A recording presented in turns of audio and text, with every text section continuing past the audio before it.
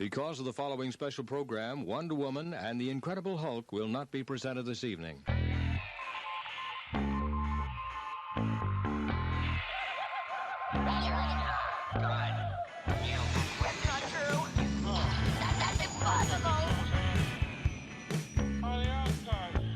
It's time to get all your Star Wars news in a single file. This is Making Tracks. Here are your hosts, Mark Newbold and Dave Tree. That's not true.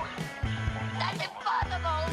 You're listening to Making Tracks, episode 21. I'm your co-host, Mark Newbold, and joining me today, I'm bunged up with hay fever. I don't know what this guy's bunged up with, but he's going to tell us in a minute. Please tell us, what are you bunged up with at the moment? On the last episode, you were clearly frustrated, and I don't know if it was the weather or anything like that. Hi everyone, it's Dave Tree, down at All the Cool Stuff. And what a difference from our last episode. It is now lovely here. Yeah. It is. I'm back on the water. If there's any good sponsors out there that would like to sponsor the show, providing us with light refreshment whilst we talk, please drop a line at news@panthertracks.com. We can do you a very good package.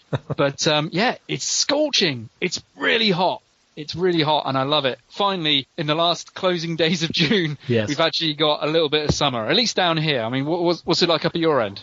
Excuse me? I mean, the weather's great. It's the antihistamines. That's what I blame. The weather's lovely. It's really nice. Star Wars is awesome. We've got loads on this episode. But before we do that, let's go back to Burnley, Star Wars Fan Fun Day. And this is me having a chat with Kenny Lee from Solo, a Star Wars Story.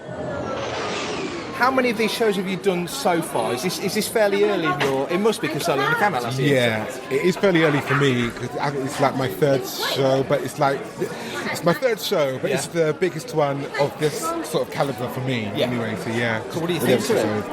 It's been overwhelming seeing how much Star Wars has made an impact to so many people's lives, and getting to know people, talking to them, and just seeing what an influence has made them, and for someone to come up to me and say, wow, I think you're amazing, and they wish me the best, and they love to do what I do, and I'm like, oh my god, it's so touching to hear somebody saying that to me. So, is that a part of the Star Wars experience you weren't expecting? It is, because in the sense that because obviously Star Wars being so big and there's been so much big actors in there, and then there's little old me, and then, you know what I mean, I'm like, okay, who's going to care about me? Because at the end of the day, I've got what you call a supporting role in the movie, where you've got A-listers there's been doing, some of them been doing it for years, some of them are up and coming, and you know what I mean, so it's amazing how somebody can come up to me and say, oh, I think you're great, and it's really overwhelming. Yeah. So to be here, like you say, you mentioned those comments. We're looking around and it's thinning out now because we're getting towards the end of the day. Yeah. But it was very busy earlier, and obviously lots of kids, lots of grown-ups. So you've got a mixture of people, older fans like me who've been there since day one, who kind of know stuff, and then there's little kids who just get excited. Do you enjoy the mixture of meeting those different kinds of fans? Absolutely. You know what I mean? Especially with younger kids who are new to the franchise. You know what I mean? They weren't around to see the original trilogy, so they're coming into basically the newer sequels and the new sort of spin-off episodes into it. So, and seeing how they're getting into, they're mixing with other actors and finding out the real history of how, where it all began. So, and even to the older generation, and so it's been a mixture of sort of emotions, you know what I mean, meeting everybody, even just to talk to them, and for them to come up to me and letting me know that they've come all the way from Belfast, they've come all the way from Switzerland or from America just to be here and to get a photograph or an autograph, and I'm like, wow, that's amazing. And like, you'll spend 2 or 3 days just to fly from another continent. You know what I mean? So I thought, wow. It's mind-blowing. Whet your appetite then for doing more shows like this. Obviously, clearly you'd love to do more Star Wars, but to be involved in this kind of thing, it's a really nice side, how would I say it, offshoot of doing what you did. Yeah. For me, I mean, I guess this is lovely that I get to meet fans and meet people who've got loyal supporters, you know what I mean? But also like the acting ability when it comes to making the movie, being part of the whole movie magic, as you might put it. So it's a big thrill on both sides of the coin for me. And your experiences in Solo, where was it you shot your scenes? So we shot them in Pinewood Studios. It's a huge studio lot. So my scenes were involved a lot with the Mimban. We're in the in the swamp. So it was like my scenes took about 3 months into filming. Wow. And I got to do a bit more stunt work, a bit more battling on combat, a lot of using firearms, and there was a lot of pyrotechnics that were going on. People on wires, and it was a great feeling. And then being there with actress like Tandy Newton, who was involved in that, and Woody is it Woody Harrelson? Yeah, Woody Harrelson. Yeah. So it was a fascinating scene to watch as a fan, because you kind of got the sense that the way they edited into it, it felt like there was loads more going on. It just had that full feeling. It looked amazing. It does, yeah. And I'm sure you know that there was a change of director in mid-movie where Ron Howard took over, and so it was a change of dynamic, but in a very good way, in the sense that there was this whole feeling of, I don't know, a bit of feeling of magic, that it was all coming together now. You can see the storyline, you can see where it's leading up to. So I think as a fan looking in from the outside, it made you realise what a monstrously big project it is, and also to get it right. So it did come across that when Howard was involved, it elevated the game, and it made everybody feel really good about it. It did. And being like, I call him Richie Cunningham. I can't. I can't. Every time I look at him, he's the same Richie Cunningham. So to be there and see him how he works as well, it was a great feeling. Fantastic. Well, thanks for your time today. No problem. Really Thanks for talking to me. It's an honour. Pleasure. Thanks. Take care. It's Tuesday night. Time to get all your Star Wars news in a single file. Welcome to Making Tracks. Galaxy's Edge. It's finally opening in Anaheim. It opened on the 31st of May. It's up and running. People are going into the park. It's looking awesome. The weather's amazing. The food's wonderful. They've got, listen, they've got water as well, but there's your special water, expensive special water, not this cheap tap that we have. So, from what you've seen so far of Galaxy's Edge, what has really caught your eye? This is a little bit different to what most people would say. I've kind of kept Galaxy's Edge at arm's length in all the build-up and stuff like that, partly because your expectations get built up so much that when these things are deployed and are out there, it's very tough for them to ever reach the expectation that you've then given it, because you've been, so much anticipation going into it. So I've deliberately kind of kept it at arm's length because of that. I've not really followed what rides are going to be there. And I watched the Star Wars show episode where they walk around it. And the thing that really took me more than anything else wasn't like the merchandise, although like if I'm there, you're going to get caught up. That's all part of the fun. But actually, it was the look and the construction of the buildings.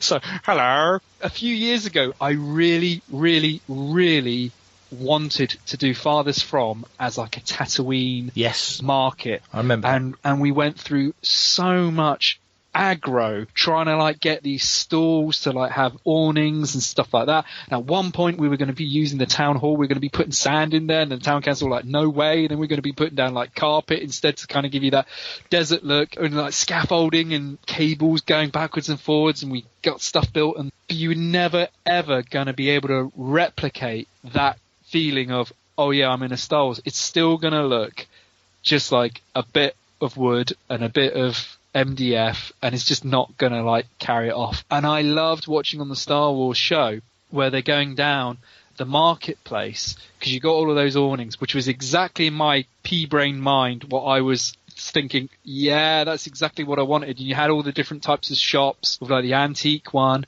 and then the droid repair bay and then like the food vendors. It's like, oh, I love that. That to me is weirdly more, it's like the set. Yeah. It wasn't like, oh, look, it's the Falcon. Because you've seen the Falcon you haven't seen the Falcon, but like, what the Falcon looks like and it's going to be there. And you got the X-Wing and you got like the A-Wing and stuff like that. And all of their marketing pictures have been pretty much about the same things. But then you're seeing like on that clip, them just walking down and you're like, yeah, that just looks fantastic. There's that. And then you have the animatronic Hondo, which I did see the video a few months back of that. Now, Hondo is hands down my favorite character from the animated sort of stuff. So he's the best character in Clone Wars. He's the best character in Rebels. The fact that they've now brought him into this, to me, is actually quite a big deal because it's like really not so much he's a secondary thing anymore. They're actually bringing him more and more into the fold all the time. And he is such a brilliant character with so many dimensions to him that he just worked. It's really, really, really, really cool that they got him in there. But I know he's like a little bit of fairy dust in part of that whole thing. He's kind of like the Jack Sparrow element for the Pirates of the Caribbean ride. What was that called? It was Pirates of the Caribbean, isn't it? Yeah. He's just literally that. He's not the whole thing. He's just that element in there. And the comparisons are directly there with his character and Jack Sparrow. Those are the two elements I am taken with, like a lot of the merchandise as well, what I've seen so far. But really, it's the look and feel of it. Even though it's not immersive, it's just literally being in a Star Wars land. The possibility of animatronic Hondo on Akka going rogue and then killing everybody when Skynet takes over or something like that. What about yourself, Mark? I mean, what's been your thing that is making you sort of like twinge with respect to Galaxy's Edge? I'm glad you've qualified it by saying Galaxy's Edge. For me, it would be because What is the matter with you? I got no idea. God, something in the air today. Start taking those bromide tablets again.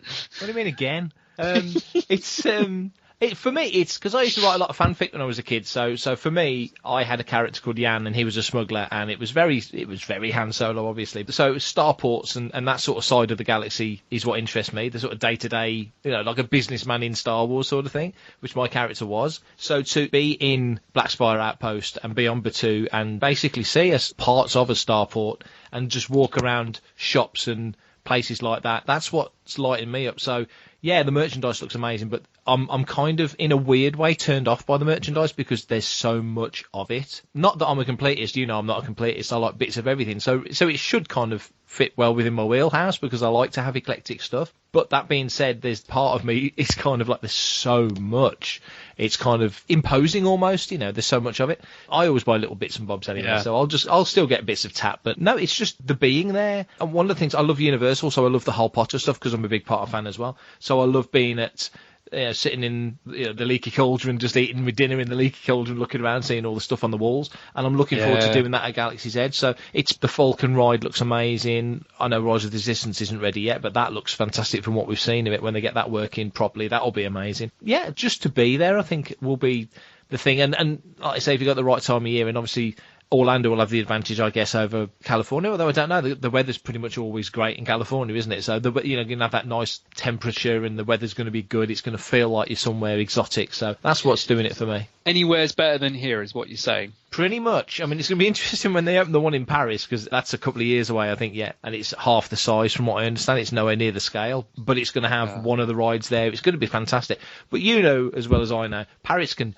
belt it down just like it can here. So it'll be interesting to see how Paris holds up. Hi, this is Gareth Edwards, director of the best standalone Star Wars film since Caravan of Courage, called Rogue One. You're listening to Panther Tracks. Enjoy. December 19th, here in the UK, The Rise of Skywalker comes out. It's the 9th episode in the 9-movie set, even though George at some point said 6 and another point said 12, but they've landed on 9. Do you think that this film will be all that we hope it will be, encapsulate everything that's gone before in the previous 8 films, give us a satisfying ending to the 9-movie set? What are your expectations right now? Where do you think this is going to take us? So I had a theory that where there'd been almost a media blackout on a trailer and a title release and things like that, building up to it. I honestly thought they're going to come out and do this episode 9, part 1 and 2. Yeah. 9 episodes were actually going to be 10 because there was nothing ever in stone to say this is all it is.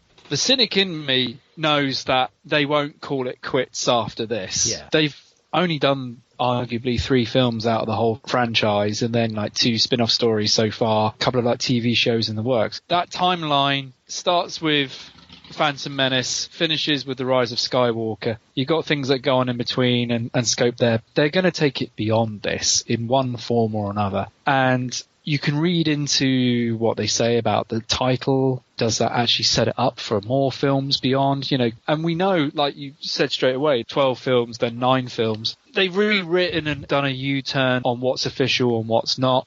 I remember when Red Leader was called Dave. Texas Dave, yeah. Yeah, so they're always rewriting things. And just because it's been rewritten once doesn't mean that they're going to rewrite it again. So you've only got to look at what they're doing with their own properties, with things like live action versions of Maleficent and Mary Poppins and Dumbo. You know, they're going through all of that prior IP, doing a new spin on it or a live action spin on it, you know, with Beauty and the Beast. They're not going to leave it alone. They're going to be doing something somewhere along the line. So I don't think this will necessarily be a conclusion. I don't think there'll ever be a conclusion. You know, and arguably just as you look at the comics and the novels, they went beyond that because that's what they were told really to like work within. They couldn't really work within certain parameters at some times because, you know, that was like off limits. Yeah, well, Marvel had that an awful lot back in the day, didn't they? Yeah, and I think arguably Disney are going to be working this in very much the same way. I don't know. I don't...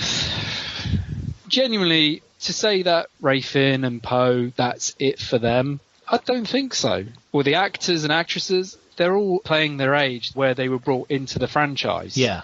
You know, it's not like going back on things to try and make them, you know, different. It's not like what you were trying to do with Solo. So I wouldn't be at all surprised if you could ever go through contracts that there'll be something in there, words to the effect, as and when required, you will be appearing again.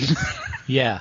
For something somewhere. Yeah. I can only use the example of Forces of Destiny with them using the voices and stuff like that. Daisy Ridley and Felicity Jones. Yeah. It's their voices that are used, isn't it? Yeah. That would never happen. That's written into a contract saying that, you know, when required. And I reckon the same thing here. There's nothing wrong with that. I don't think it needs to end. And I think the elements of Star Wars that I've enjoyed the most are the things that aren't actually bang on the Skywalker story arc, if that makes sense. My favourite comic book series from years back was always Rogue Squadron. Also the Thrawn trilogy and the Rogue Squadron books up to a point. But the computer games, I love X-Wing. There's a bit of a thing going on here. Yeah.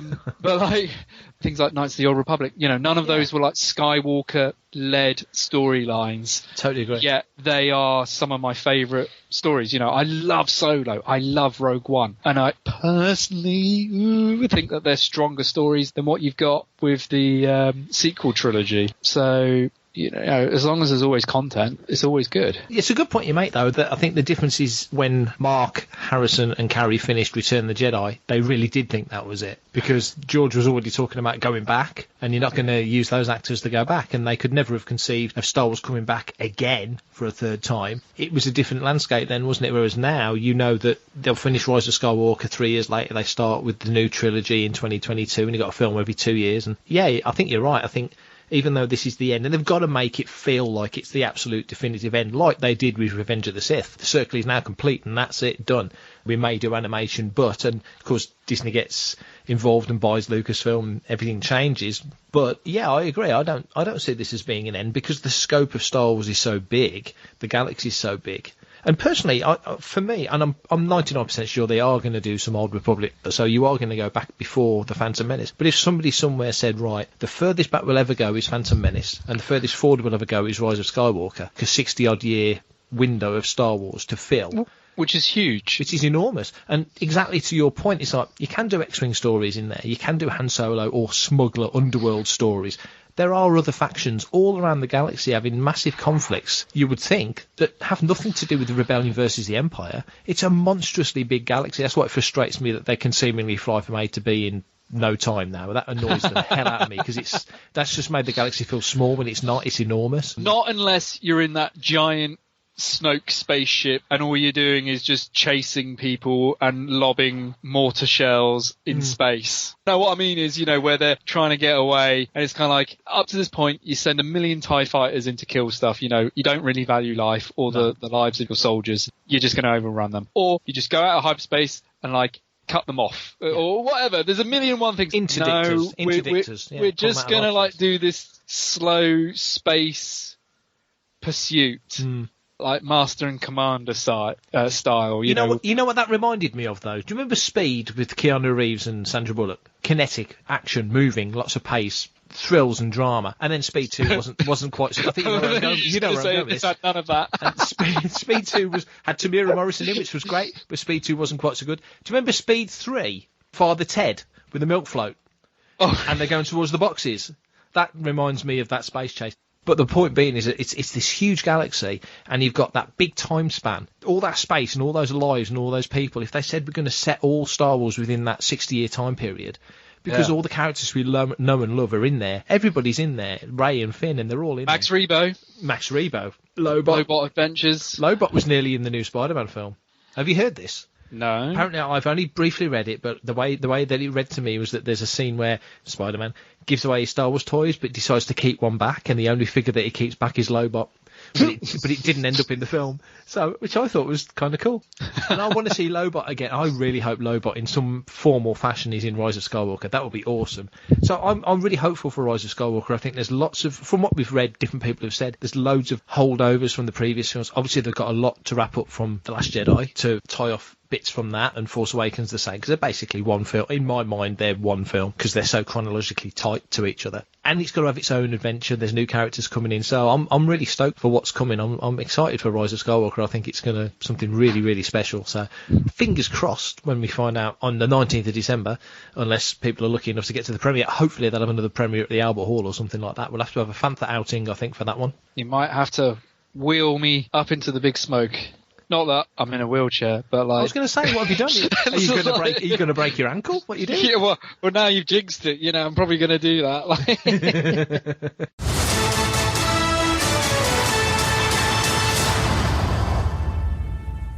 So, Dave, you, podcast and convention maven that you are, put on and helped organise New Forest Comic Con, and one of the guests there was Lee Towersey, who, as we all know, because he's mega famous now, has his own fan club and everything, helped build the droids for the new Star Wars movies. And back at Star Wars Fan Fun Day in Burnley, pulled him aside for 7 minutes to have a chat about what was going on in the Star Wars galaxy for him. So this is me and Lee having a chat at Burnley Star Wars Fan Fun Day. So I am here, kneeling down at Star Wars Fan Fun Day in Burnley. It's 2019, it's raining outside. I'm here with Lee Towersey. Hello, Lee, how are you? Hello, Mark, I'm very well, thank you. How are you? I'm very good. Good. I'm good. I had a couple of beers last night. We did. Yes, I saw. Yes, and breakfast was much needed this morning. So how are you enjoying the show? Because how many shows like this have you done? I know you're in Chicago. Okay, for signing, this is my first event in the UK, just to try it out and see, how it goes, which is so far so good.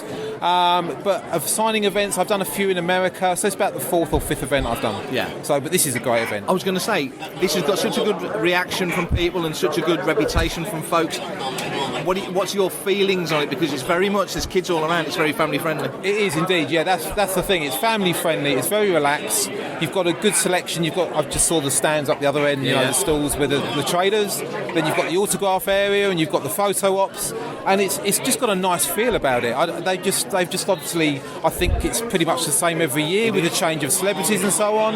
And I think they've just nailed it. They've got it, just right, and they haven't changed it and spoilt it. Yep. And it's what, the 12th year now, I think this is. Yeah. It's a really good event, and I'm disappointed I haven't been here sooner. I know, it's crazy. Yeah. I know it took me a few years to get to the first one, and I don't miss it now. Yeah. It's great. Yeah, hopefully I can come next year, even if it's with the R2 builders, and it's great. It's really good. Obviously, as people know, you work on the droid. How much do you enjoy the opportunity to sit down with, I say this with inverted commas, regular fans who may kind of know this is R2 or may kind of know various... Do you enjoy explaining the process to people and what's involved with it? I love it. Yeah, I still am a fan. I still am a regular fan. I still class myself as that as well. Fortunately, I get to see the other side. But it's nice to be able to share the stories. You know, we spend so much time under NDA and we can't talk about things. And of course, I'm limited to what I can talk about. But it's nice to just share a few stories and be able to talk about it, and people engage in and want to hear the stories. You know, so it's nice. It's great. And you get a buzz, obviously, when people. I mean, you've got a nice display of images here and stuff that you've worked on. Do you like it when? I mean, obviously, everybody loves R2. That's a given. But do you like it when somebody's? Oh, what? Tell me a bit about this little fella. Tell me a bit about that. Definitely, definitely. Because we obviously make other droids other than R2D2. It keeps me in a job, you know, because R2's a done thing now. He's built, and we use the same one all through the films. So I'm always looking for new projects, new things to build out work, and that comes home as well. We start building droids at home, which I do in my spare time still, and so it's nice to explain the process on them as well. And it's a nice challenge as a job, and great to talk about in addition to R2 for sure. Obviously, you can't talk about 9 because 9's months away. But with the projects that are out at the moment that everybody's seen, like Rogue One, like Solo, like the Force Awakens and Last Jedi, which of those droids gave you the most enjoyment putting together? I've got to say the ALT droid, actually, which are the tank track droids which are in Solo. We made one for Rogue One, and it seemed for about a second, that's all. But thankfully it was liked so much that they brought them back out for Solo, and we got to use more of them. They're on Dryden's yacht serving drinks as well. We use them at the Rat Party, which some of the R2 builders came along and drove, serving food and drink, which was good fun. And it's just a fun droid to build and to drive as well. So as a change from R2, just ignoring R2 and not being too, I'd usually say R2D2, but it got me a job for. But the ALT droid is my favourite droid now. And now looking at, because there's a familiar kind of silhouette, there's a familiar feel to a Star Wars droid. Do you like it now when you start riffing on that template and start doing little things that are a bit different? Because obviously the sequence in Solo, like on Kessel, the droid revolution, but there's a lot of interesting things going on. Definitely. I forgot what the count is now. It was 50 or 60 droids we built for Solo. That was our busiest job for droids. And there was only a team of 4 of us, and we built them in about 8 months, I think it was, all the droids. So that was a good challenge, and we do have to follow design because the production team... You'll never guess who that is. So the production team give us some guidance because they choose from the concepts art what we've got to build. So we have to stick to that somewhat.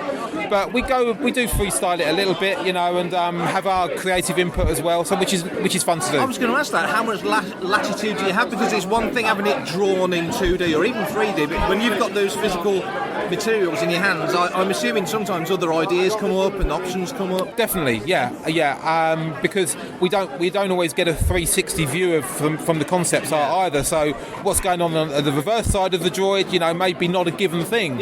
So we'll go back to the people like Jake Lunt, who happens to have designed a lot of stuff that I've been building, because he designed the BB-8. He was part of that design team. Not that I worked on that, but he's done some of my droids, including the ALT droid. He designed that. You can see from the dome that it's got a very BB-8-esque look about it. I sometimes go to Jake and say, this is missing something, and he'll come and have a look at my build, and we'll, scratch our heads, and we'll both bounce off each other and come up with some ideas. And he thankfully goes with some of my stuff, and I take ideas from him. So it's quite organic, and they do change. And it depends what time you've got as well. Sometimes if you haven't got the time, you just go with what you've got, and that's it. And what do you prefer? Because going back to the original Star Wars, which is always going to be your template, isn't it? Yeah. That was done under the gun, really, wasn't it? Absolutely. ILM were working fast, and the model maker, everybody was working fast. Yeah. And there was a lot of compromise to make it all work. Yeah. Do you think that compromise, if you understand what I'm saying, do you think that compromise in making it work and making it fit added to the template of Star Wars, and do you try and honour that in a way? Yeah, it probably did. Yeah, we do. We try and... What we always try and do is, in anything we build, we try and find something that's familiar, but doesn't register straight away quite what it's from. So it might be from an angle poised lamp or something like that. Something that we see in our everyday life, just a piece of that we throw at a droid, and that's how they made the originals back in the 70s. It was just going to scrap yards, and that we do pretty much the same thing now. We salvage parts from even when I'm not working. If I see something at home that's being thrown out, then we do. And funny enough, actually, Warwick Davis, he found a milk carton cap in America while he was away and thought, that really looks like a droid part. Yeah. And in DDBD, in Solo, he gave it to us and we introduced it to his droid because he was in the character, he knew it was a droid part, and so we got some moulds of it and we've used this particular cap in other droids as well now. So you do have like a go-to scrap shelf, if you like, and certainly it's the familiarity of Star Wars being salvage parts and sort of semi-familiar parts. So we do try and follow that ethos when we can. There's that nice history, isn't there, of like Lucas saying, the slave one's based on the upside down lamp and exactly the Falcon's a burger and stuff that That's right. Yeah, so it's it is part of the Star Wars, and that gives stuff its Star Wars look, I think, as well, for sure. So you're a happy bunny, you're enjoying your time? Absolutely. Yeah, I'm having a wonderful time, and life's good. Good. Well, thanks for your time. No problem. Always nice to speak to you, Mark. Cheers, mate. Here's a question for you, then. Would you actually prefer to create a whole new bunch of characters, or would you prefer to explore characters that you've seen or you know a little about? That's a good question. I would meet you halfway on that one. I would like to explore situations and worlds we've been to before with new characters. So I think you could theoretically go through any of these trilogies with these massive galaxy-changing events going on and see them from other characters' point of view. So that's what I say. You could kind of touch the periphery of what you've seen before, but with completely different characters. So the Rebellion, for example, is enormous in the terms of the amount of people. They've never put a finger on it. I mean, there's like 4.5 million TIE fighters out there, so God knows how many stormtroopers there are. So the Rebellion fought them, so that's got to be a significant number of people. You know the hierarchy, but once you get down and you start pyramiding out from there's so many stories you could tell. And Luke wasn't the only hero of the Rebellion. We know that from Rogue One. There's all these other people that had massive impact and influence on what happened to the galaxy. So I think there's loads of stories, and I hope at some point we do get beyond not having to, because we like the comfort of Luke turning up, and I hope that never goes. But you don't need it as a crutch anymore. You bring in other characters that are in different ways just as important. Lucas obviously started off with these people because they're the people he first wrote and became passionate about. But make a 360 thing about it instead of a 2D version of Star Wars. Got all these other components that all come together to make the success, because they could all filter into a final result if they wanted to write it that way. Do you feel that when you get cameos, do you think they're awesome, cool little nods, or do you think it's a little bit forced? So I'll give an example from within the realms of what we're talking about, having Dr. Evazan and Ponda Baba there on Jeddah. Do you think that was cool? Yeah, on one hand, I mean, Dr. Evazan and Ponda Baba, on the face of it, it's like, that was a little bit shoehorned. But then you look at what a great job they did of making them look so identical to the originals. And also from a nerdy point of view, if you look on the map where Scarif is and where Tatooine are, it's got the death sentence on 12 systems, and Scarif's not far from Tatooine. And, God, I forgot I'm talking to you. So that worked for me. I thought that was cool. So just how close is it? Not far at all. It's my God. If you carry on around counterclockwise around the rim, it's not that far away. But apart from that, I thought that was okay. But the one that really got me was Gold Leader and Red Leader. Those two being in it was just like, that was so good. And the fact they got Angus McInnes to come back and do some new audio for it as well that was brilliant. And using that footage that hadn't been used before. And the one pilot being killed, so he became Red 5 and all that. So Luke's cockpit was empty for Yavin and all that sort of stuff. And in a weird way, not in the way that we ever wanted, but in the same sense that they used unused footage to put Gold Leader into Rogue One, they're using unused footage to make Leia work in Rise of Skywalker. And it's not a cameo because from what we know, she's very present as a character. Here's a call that I'm going to make, and I think I might have said it before, but I'll say it again. I don't think she will, and I don't think there's any requirement for Leia not to get through the Rise of Skywalker, a character, to survive to the end, because if it is the end, 9 is the end, they don't need to kill her off. If they've got enough footage they can use and tweak and manipulate to do what they need to, they can keep her in. They could have, if they'd wanted to, taken her out of 8 quite easily. There's plenty of opportunity to do that. And they must have known then what they needed to do for 9, and they're not daunted by that. So there's obviously the technology to do it. So I don't think Leia's going to die in 9, weirdly enough. I think she'll survive. I don't think there's any reason for her to die. So that's like a cameo. So if it's done well and done right, I think there's room for that. And so if you're carrying on with new characters in the same environments, in the same time frame and the same situations, then you have got the opportunity to have cameos. And again, as technology gets better, you can quite easily, let's say with Harrison Ford's permission or however they want to play it, bring in a younger looking Luke for a cameo, because the tech's going to get so good within the next 5 years, you won't know it's not Hamill. You know what I mean? Yeah. And so it'll be indistinguishable. We're probably 10 years away from them being able to do completely photorealistic versions of the big three as they looked 40 years ago, and you really won't be able to tell the difference. You'll have an actor acting it out and they'll be able to manipulate it to look like whoever, and then the box is really open. Then you can just they can completely get it out. And that's when Star Wars becomes a completely animated series, essentially, like The Lion King that's coming up. Disney are telling us it's live action. It's not, it's animated. I can see Star Wars going that way. It will be completely animated because the tech's there to do it, and you can make it look just like the old ones did. The budget will come down and Disney will love that, you know, and all you need is voice actors and people with dots on them moving around a blue screen, you know. It will give them extra scope, and maybe they'll sit one film like that alongside a film with massive sets. The tech's only going to get better that you won't even know the difference. Opportunities. It's quite exciting.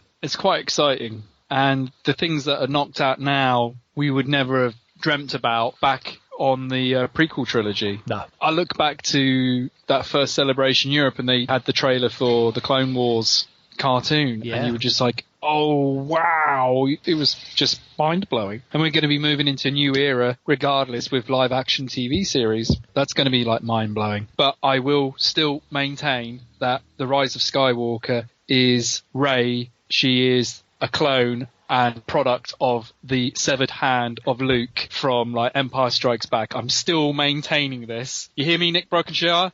You know, where we debated in Chicago and you were having none of it. I'm telling you, she is a clone. That is why you saw so many of them in the cave, because you only take what you need. And she took herself and she wanted to know answers, and she saw millions of herself. You never see her hands unwrapped. She's always got bandages around her forearms. She had the flashbacks when she touched the saber. She had the saber calling to her. The first thing that she saw was Bespin, where the hand was cut separated. Yeah. That was like his last memory. She's a clone. There's freaking loads of her, and she's the clone of Luke's hand. That's what Skywalker is. The Force Awakening, that is her waking up, and all the other clones are waking up. It's like Skywalker has risen again, because there's like literally millions of Reys. That's very sci-fi. I like that. It'll be like the end of Buffy when all the Slayers arise at the end, isn't it? Yeah, we only know about one that's with the Resistance, but all around the galaxy, there's massive galaxy. Yeah, that massive galaxy. There's a Rey in every pocket. Backwater planet, and she's a clone, and they're all waking up, and that's why there's this big Force headache. It's all off that one hand. When we review Rise of Skywalker on this very show... We're going to review anything, man. Of course we are. That's what it is. We're going to spitball it, and you're going to look back and you're going to go... I've not even had a drink yet. I know you haven't. I know. I'm just on water again still, but which is enough for me. But I think there could be some interesting discussions to be had about this. I like that thought. You and Paul Naylor both think very similar. He's had a very similar thought about Rey's upbringing and origins and stuff. So let's find out. Let's find out on the 19th of December, if not before. So that's the end of episode 21 of Making Tracks. I'm going to read out now, Dave. Well, I'm not even going to read it. I've got it memorised. This is completely from memory. This is all the places you can find Fantha Tracks if you want to find us. So, Fantha Tracks Radio, you can find us on the website at the Fantha Tracks Radio landing page, which is on fanthatracks.com, of course. You can email us radio@fanthatracks.com if you want to. We're on social media, Twitter, Facebook, Instagram, Pinterest, Tumblr, any other kind of social media you can think of. We're probably on there somewhere at Fantha Tracks. You can listen to us on Apple Podcasts. You can listen to us on Google Podcasts, which is my personal preference. Stitcher, Android, listen on Spotify, SoundCloud, TuneIn, iHeartRadio or Spreaker. We're also on smart speakers such as Amazon Alexa, Apple HomePod, Google Home and Sonos. You can get us in your car on Apple CarPlay and Android Auto, on your gaming consoles and your television, and you can find us on Fantha Tracks TV on YouTube or the Fantha Tracks app. And for all the details on how to listen and subscribe, go to our dedicated page on the website, Fantha Tracks Radio. It's all on there, and please like everything, give us 5-star reviews, because goodness knows we like them and we need them. And Dave, we will have to get together again very soon and do another episode, because 2 episodes in 2 weeks, that never happens, does it? Oh, it's like we're almost regular. That's why you're getting backed up. There you go, see? Cyclical. Just like the Star Wars saga, we've come right back to the beginning. But we can't say any more than that. I'll see you next time, Dave. And you. Bye. Bye.